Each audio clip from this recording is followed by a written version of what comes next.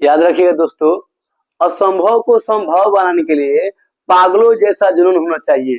ठीक उसी प्रकार जो असंभव है, पाठ का नाम, लेखक का नाम और विधा याद करने वाला, उसी को आज हम संभव बना करके ये वीडियो बनाए हैं।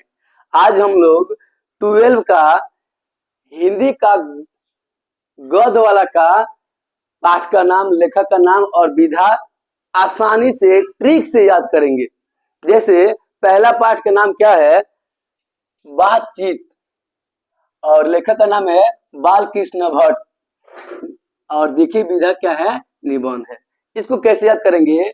आप याद रखिएगा, कभी भी बालक से बात मत कीजिएगा, क्योंकि वो नीमन नहीं लगता है और नीमन वो बोल नहीं पाता है, माने अच्छा बोल नहीं पाता है। जैसे ही कोई बालक बोलने आए तो जरूर कहिएगा भट्ट, यानी नीमन नहीं लगेगा उसका बात, तो आप उसको हटा दीजिएगा। यानी बातचीत किसका है बाबू? बालकृष्ण भट्ट का, जो एक निबंध है। दूसरा पाठ है वो उसने कहा था, शर्मा गुलेरी कहानी है। यानी आप जब किसी को कहानी सुनाइएगा, यानी किसी लड़की से, और ऐसा कहानी हो जो लव स्टोरी हो, तो तुरंत शर्मा जाएगी। और शर्माने का मतलब एक कहानी सुनाइएगा तब, यानी उसने कहा था, यानी एक ऐसा कहानी कहिएगा तो बार बार कहीं जाकर कहेगी उसने एक कहानी कहा था और हम शर्मा करके भाग करके चली आई। यानी उसने कहा था चंद्रधर शर्मा गुलेरी की कहानी है। तीसरा पाठ है बाबू संपूर्ण क्रांति, और देख लीजिए जयप्रकाश नारायण, यह एक भाषण है। देखिए बाबू, जब भी आप क्रांति करने जाइएगा, वो भी संपूर्ण, तो आपको तो भाषण देना पड़ेगा ना, चारों तरफ आपको भाषण देना पड़ेगा, ताकि उनको जुनून पैदा कर सके आप। और जब आप क्रांति कीजिएगा तो आपका जय जयकार तो जरूर होगा, और जय जयकार होगा तो आप प्रकाशमयी होंगे, यानी चारों तरफ फेमस हो जाएंगे। यानी संपूर्ण क्रांति का जय प्रकाश नारायण एक भाषण है। अगला अध्याय बाबू पाठ है अर्धनारीश्वर। अर्धनारीश्वर का क्या है बाबू? देखिए, रामधारी सिंह दिनकर एकांकी है। अर्धनारीश्वर बाबू जब पाठ पढ़िएगा ना, तो उसमें मालूम चलेगा कि उसमें एक आधा नर आधा नारी है।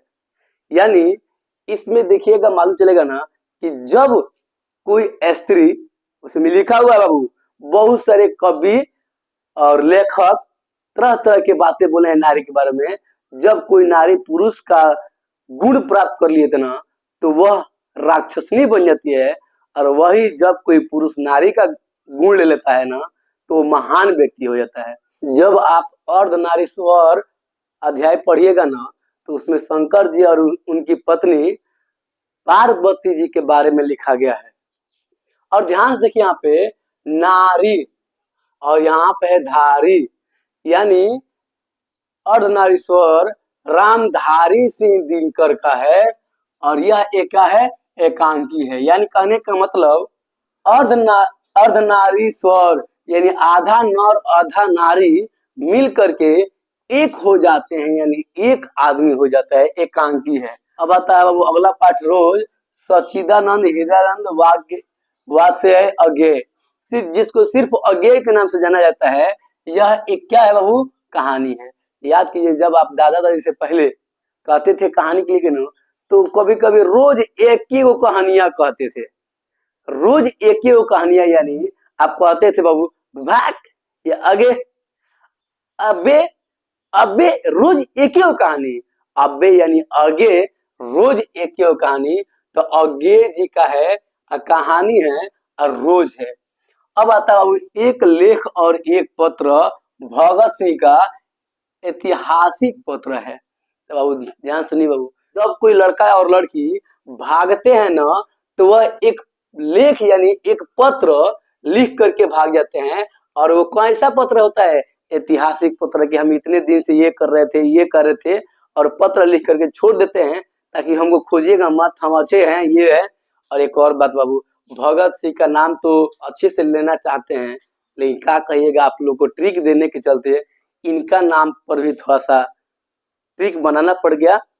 थोड़ा सा कमेंट नहीं करने का बाबू, अब अगला बाबू ओ सदा नीरा। सदा नीरा मतलब सिंपल, और नीर का मतलब ध्यान से देखिए बाबू, नीर मतलब होता है पानी, यानी सादा पानी हमेशा कहाँ होता है बाबू, जग में होता है। और क्या होता है वो, नीमन लगता है, यानी सादा पानी जब पिएगा ना तो नीमन लगेगा, वो भी जग में। क्योंकि हम लोग देहाती हैं, और देहाती अक्सर बाबू पानी कहाँ रखते हैं, जग में रखते हैं। यानी वो सदा नीरा जगदीश चंद्र माथुर नीमन लगता है, यानी निबंध। अब बाबू सिपाही की माँ, और याद कीजिए बाबू, करण अर्जुन आएंगे, आप डायलेक्ट सुने होंगे, तो जब उनकी माँ बोलती है करण अर्जुन आएंगे, तो उसी प्रकार ये सिपाही की माँ है।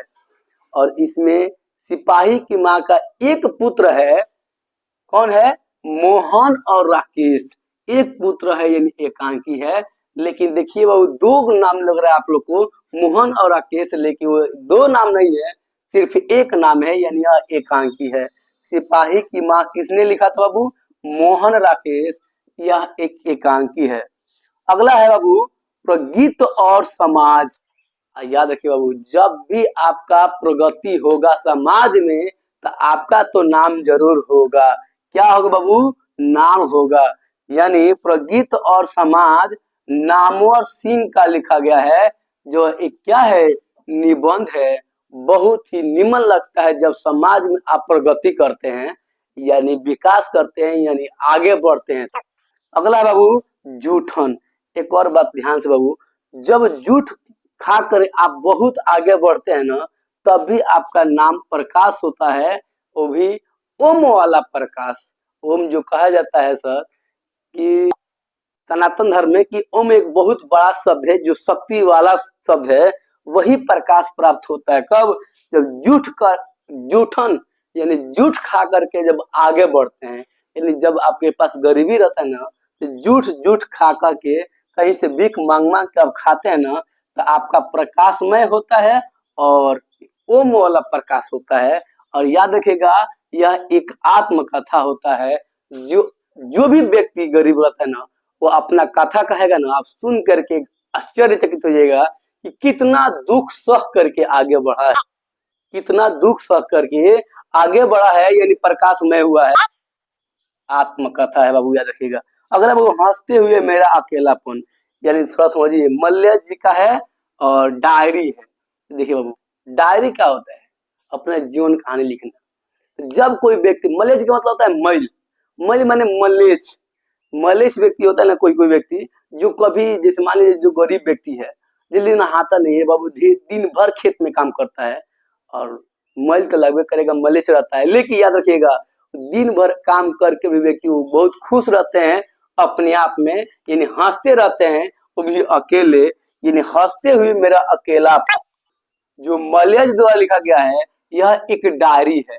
डायरी कहने का मतलब उनकी कहानी लिखा है, पूरा डायरी में लिख दिए हैं अपना जीवन का कहानी। कौन, मलयज जी, जो बहुत ही गरीब व्यक्ति हैं। ये बाबू थोड़ा याद कीजिएगा, जो भी कहानी हम बता रहे हैं ना, वो दिमाग में सोचिएगा ध्यान पूर्वक, तब याद। तिरिक्ष, इनका उदय प्रकाश जी का यह एक कहानी है।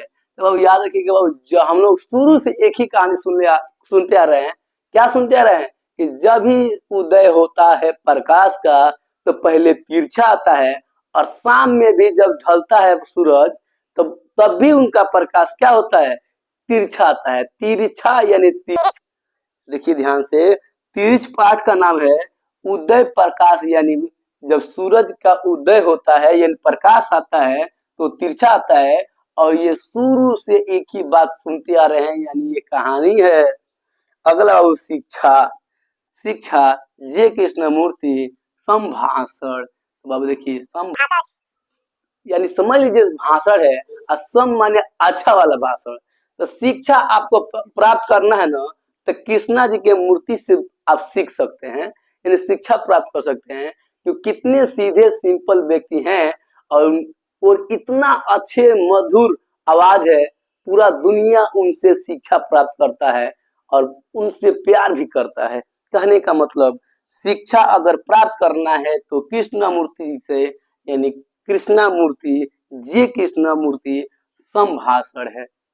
आज हम लोग बाबू बहुत ही अच्छा, जो असंभव का संभव बनाने वाला एक वीडियो देखे हैं, और इसको आप बाबू अगर याद नहीं कर पा रहे हैं तो एक बार तो देख ही लिए, एक बार और देख लीजिए, आप जीवन में कभी नहीं भूलिएगा। जो लगभग 5 से 10 नंबर आपका हमेशा हर एग्जाम। अब हम लोग मिलेंगे अगले वीडियो में, तब तक के लिए जय हिंद जय भारत।